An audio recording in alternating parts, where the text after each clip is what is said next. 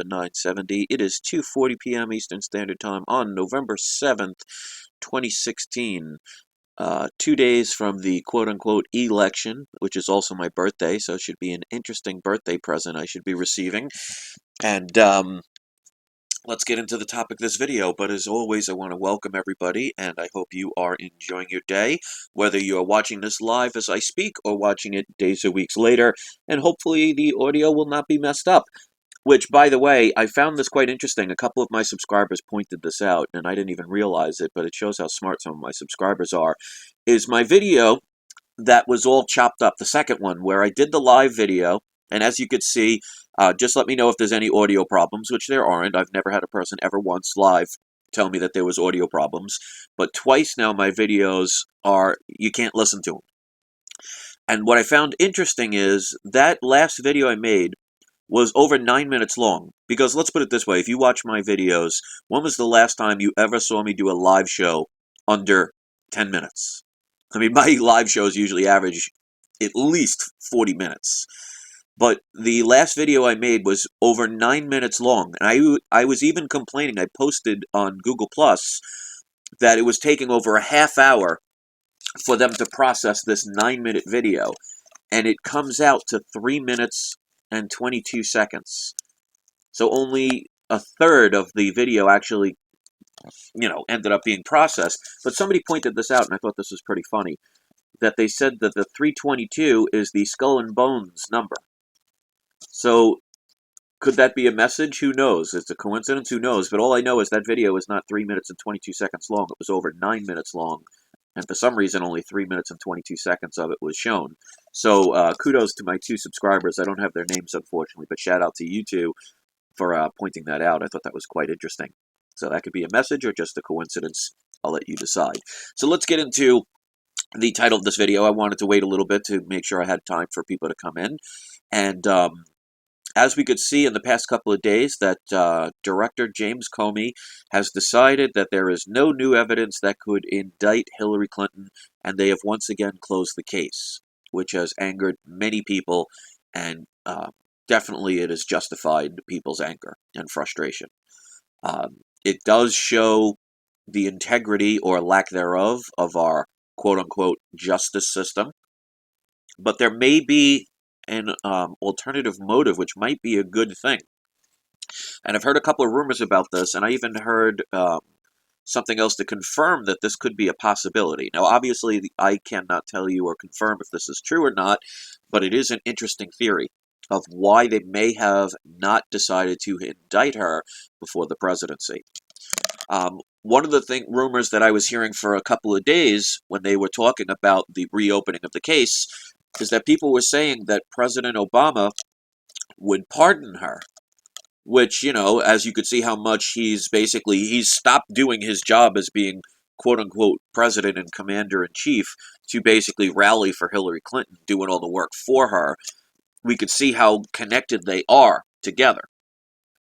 So if she was indicted, he probably would end up pardoning her, and then she would get no jail time. But what about this? What if they purposely decided to close the case now? Because obviously you could see if they reopened it once, if there's new evidence, they can reopen it again. So it's not like they close this and say, oh, that's it. I mean, if something comes out a week from now, and WikiLeaks is the one that usually puts it out because no mainstream media will ever actually post any truth. What if Trump becomes president, and then after the presidency is over, they decide to reopen the case? Well, Obama can no longer pardon her. So think about that. What if there is a strategy here, a method to their madness, where they're saying, well, if we indict her now, it's pretty much guaranteed that Obama will pardon her. The people will be very not happy about that, we'll put it mildly. And that could cause a lot of problems, but it would get Hillary off scot-free. But you can't pardon somebody that hasn't been charged for anything. So what if they purposely did this to wait to see after the quote-unquote election, that if Donald Trump becomes president, that she'll be indicted, or they could reopen the case. And we know that, at least I hope we know, that Donald Trump would not pardon her. So the fact that they got all those emails from Anthony Weiner, and also they didn't say anything about closing the Clinton Foundation case. So they may have closed the case on the emails, which, and I'll give a shout out. Neo at Matrix says, "Hi Chris, this started to be a joke. 600,000 emails checked in a few days." And I agree with that. You know how long it would take, and how many people they would have to take.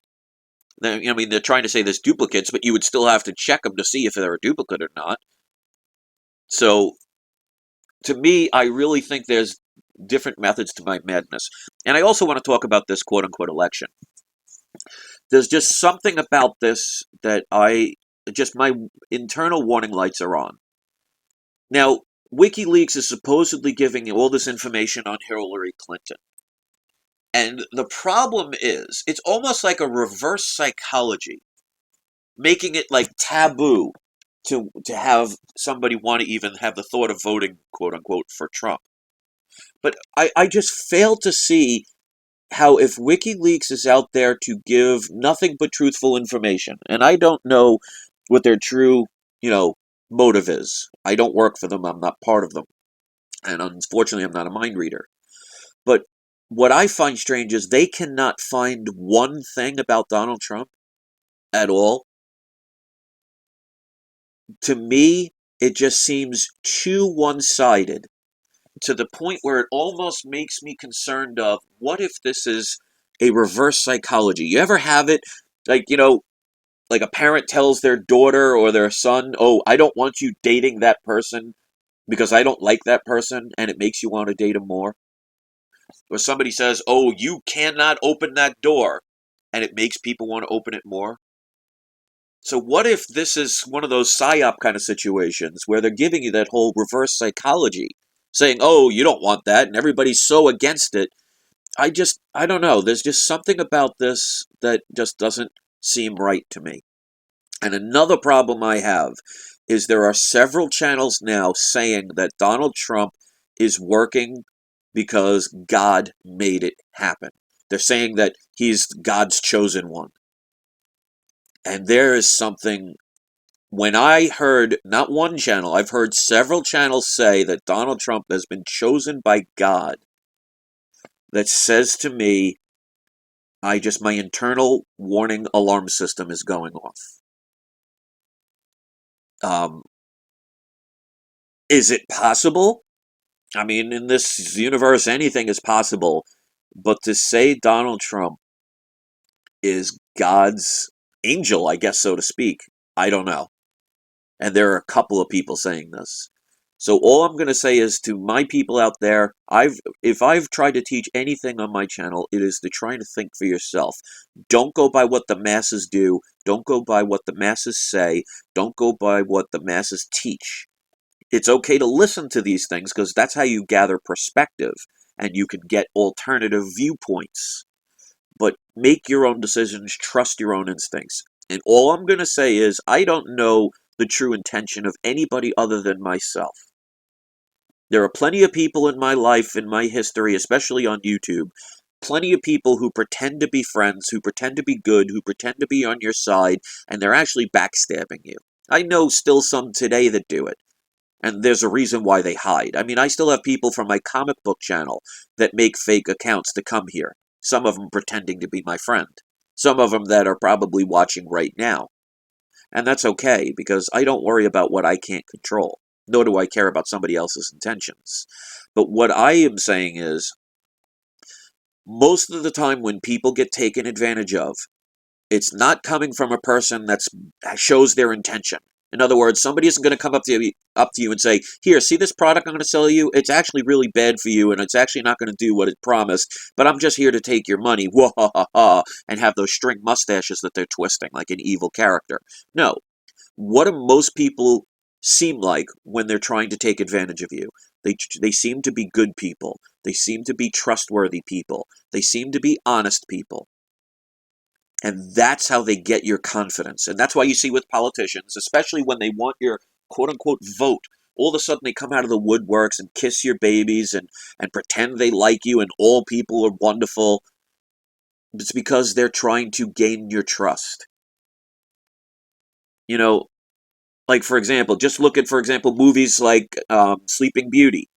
The Wicked Witch, or whatever, it's not the Wicked Witch of the West, but the evil witch in the movie wanted to get Sleeping Beauty to eat an apple. Now, she didn't come at her as the old evil witch. She came as a kind elderly woman, someone of trust, saying, here, take this, you'll feel better. So this is where I want people to be very careful. Because if you believe in the devil, for example, and I'm not here to preach anything, but if he's going to trick you, he's not going to trick you by being evil. He's going to trick you by pretending to be your best friend. So I really want you to be careful and keep an eye on what's going on. Keep your eye on the ball. Because remember, when Obama became president, millions of people were cheering in the streets. People were crying tears of joy of how this change was supposed to come. And you know what? He did keep his promise. President Obama said he would create change. Now, here's the thing. Did he promise good or bad change? Or did he just promise change? There's plenty of change, especially in your pockets. You don't have a lot of cash. You have a lot of change. Your bank account's probably a lot of change. But the point is, he didn't say, I'm going to make good change. I'm going to make positive change. He just said, I'm going to make change. So he kept his word. That's why I tell people all the time, listen to the words. Not only what is said, but what is not being said, how it's being said, the terminology of the word. So as you can see, what was supposed to be a 2-minute video just talking about my theory and what I've heard about why they might have let Hillary off, notice how the video is even longer. So, unfortunately, I didn't record it elsewhere, so we'll have to see if the dishonest people try and chop this up. So this video, as of now, is 11 minutes and 53 seconds, so I'm going to stop it here, and we'll keep our fingers crossed, and from now on, I'll record things, because I didn't think this was going to be a long video, but like all of my live videos, they tend not to be short. I guess it's the Italian in me. So keep stacking your gold and silver, physical form. Take your money out of bank accounts. Trust me on this, because if things don't happen, you can always put them back in. Open a federal credit union. Get rid of your credit cards. Be more dependent on yourself, more self-sufficient. Stop relying on others, and you will be better off in the long run.